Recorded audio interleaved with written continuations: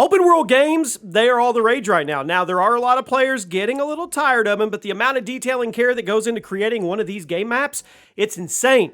Welcome to the channel, everybody. Chaos. Today, we're going to be looking at some of the biggest open world maps to come out in the last 5 years. So, if it came out in 2017 or afterwards, it's eligible for this list. Now, keep in mind, we're just looking at sheer size of game maps, not the actual quality, so don't get upset if a game you don't like is ranked high. Now, with that out of the way, drop a like. Make sure you're subscribed with those notifications on. Tell me your favorite open world game of all time in the comments. And first up is Red Dead Redemption 2. Now, this is one of the best-selling games of all time, let alone the last 5 years. RDR2 is a prequel to Rockstar's 2010 Wild West masterpiece, and while the internet seems to have turned on this game in recent years, which I don't get, I love it. Yes, the gameplay can be a bit more slow-paced at times. It's the freaking Wild West, but the story is incredible and the map is insanely detailed. Rockstar has always been known for their open world design, and the insane size of the Red Dead 2 map mixed with the extremely detailed gameplay and the story elements, it's one of the most immersive experiences in gaming history. The open world Red Dead Redemption 2 map is estimated to be 75 square miles, which I believe is the biggest map in a Rockstar game so far. GTA 6 isn't here yet, but it's crazy. It's crazy to think it's all the way down here at number 10. Trust me, the list is about to get nutty. Before we talk about the next game, guys, I'm doing a huge giveaway to celebrate the Chaos Comic channel and the journey to opening a real-life Chaos Comic store. If you guys are into comics or you just want to win a free PS5, go check out the link in the description. We're giving away 2 comics, a Venom Lethal Protector #1 and a Secret Wars #1 and a PlayStation 5. All you have to do is be subscribed over there. We're giving it away at 10,000 subscribers. The link is at the top of the description. Next up is Assassin's Creed Valhalla, the most recent entry in Ubisoft's long-running historical fiction Assassin's Creed. I mean, this game was beautiful. It took the story to Norway. It brought the Vikings into the fray. The story focuses back on the conflict between the Assassins and the Templars while also implementing elements of Norse mythology and history.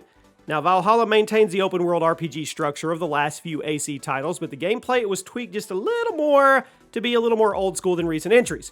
Now, at the end of the day, Assassin's Creed Valhalla, huge success, earning very solid reviews and selling more copies in the first week than any other game in the franchise. Plus, it was the biggest PC launch in Ubisoft history. Now, as for the game's map, it clocks in at an estimated 86 square miles, which makes it the second biggest Assassin's Creed map and one of the biggest Ubisoft maps ever made. That being said, you should get ready.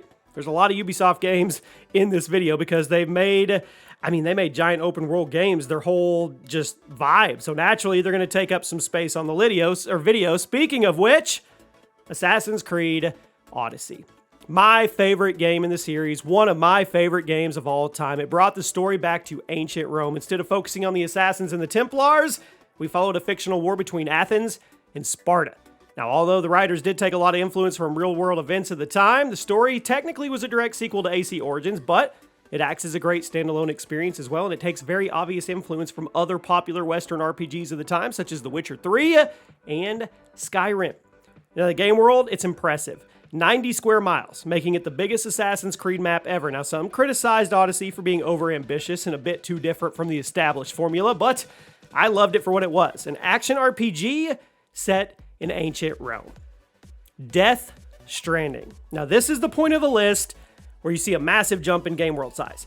The next 7 games are huge, and Death Stranding certainly impressed with the map size. The first version of the game dropped in 2019, and while there's since been a director's cut release, the map remains the same.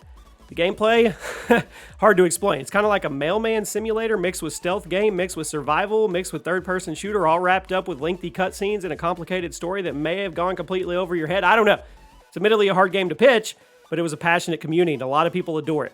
Death Stranding is all about the journey over the destination, and you're going to be on that journey for a long, long time because the map clocks in at an estimated 230 square miles, and if you just stick to the main story path, you're not going to see it all.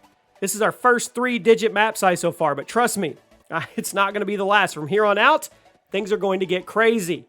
Underrated franchise. Next up, Just Cause. Specifically, Just Cause 4. I mean, Just Cause is one of the most ridiculous franchises in history. It wears that on its sleeve. The story's interesting, yes, but we're mainly here to attach cows to airplanes and bungee jump into the ocean while firing RPGs into enemy cars. Let's be real.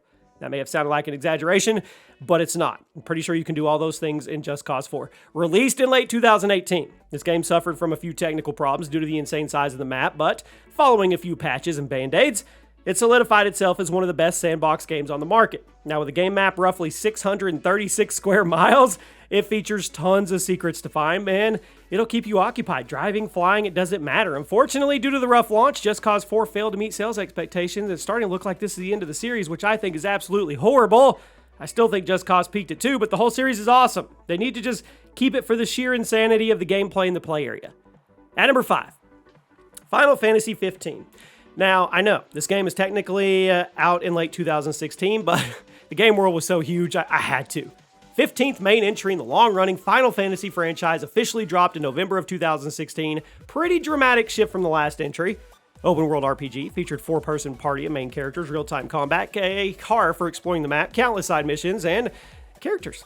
Game world spans an estimated 750 square miles. Now, like most Final Fantasy games, FF15 got good reviews and since has gotten a number of spin-offs based on the characters and the world it introduced. Final Fantasy 16 is currently in development, so it remains to be seen if Square Enix one-ups themselves, but that's usually how it works. Ubisoft. Ghost Recon Breakpoint. Oh, how far Ghost Recon has fallen. What started as a respected tactical shooter has since become yet another open-world loot-based game in Ubisoft's lineup. Now, Breakpoint was such a disaster that its economy and progression system had to completely be reworked from the ground up, and Ubisoft delayed all their in-progress games so they could reassess. Breakpoint played more like The Division than Ghost Recon, but worse in every way. The shooting was bad, lots of bugs, a bunch of blatantly pay-to-win items available in the item shop that you could buy with real money. Now, the game was universally hated by critics and gamers alike, but if there are two things that deserve praise in it, it's the visuals and the game world. Breakpoint is a gorgeous game with a ton of eye-candy vistas and weather effects, and you'll never run out of things to look at because the game it's estimated at a 781 square mile clip. The game has gotten better with time, updates and all that, but it's a pretty low point for the Ghost Recon franchise. This next one, I like this one. The Crew 2. Now, the Forza Horizon series helped popularize open world gaming, but Ubisoft wasn't about to let themselves be outdone by Microsoft. The first Crew featured a massive open world, lots of cars. When it came to making the sequel, you best believe they cranked it up. Released in mid-2018, The Crew 2 was developed by Ivory Tower. It was published by Ubisoft, and since you were probably wondering, yes, The Crew 2 is the single biggest Ubisoft open world map of all time, at least in 2022. It's a massive game it's actually got a good story, at least by open world racing game standards. The game features over 400 different cars in a game world that is estimated to be between 5,000 and 7,000 square kilometers, or between 3,100 and 4,300 square miles. Seriously, Ubisoft outdid themselves here, but we still have 2 more games that have bigger maps. Fallout 76. What a wild life cycle. The game launched completely busted, full of broken promises. It resulted in Bethesda's reputation with the gaming community going completely down the toilet. Now, this online survival spinoff had some good ideas. The launch version, it was awful, but after a few years of updates, it's better and people are logging in. One thing Bethesda really hyped up was the game's size, and for all the game's faults, at least they were serious about that. Fallout 76 game map is estimated to be a rough 24,000 square miles. That's dumb. Even if you hated Fallout 76 at release and you still hate it now, this is just insane. And the fact that the devs pulled it off is pretty incredible, even if there were bumps along the way. But there's one game, and I wonder if you've already guessed it, that's bigger. At number 1, Microsoft Flight Simulator 2020. Now, very respected, very long-running franchise. It seeks to educate people about air travel while also providing some awesome eye candy. The latest Flight Simulator dropped in 2020, and was a massive step up in scale and visual quality. The game looks nearly lifelike, and the game world is massive. Well, it's a recreation of planet Earth, meaning the game, it's roughly 197 million square miles. Now, obviously, you're not going to get to see all this map at the same time, so the whole thing isn't loaded at once, but the fact that the devs even pulled this off, wow. So, I mean, say what you will about Microsoft Flight Simulator, but by all available measurements, it's the single biggest gaming world of all time. 197 million square miles that you can fly around. The end. Hope you guys enjoyed, and I'll see you soon.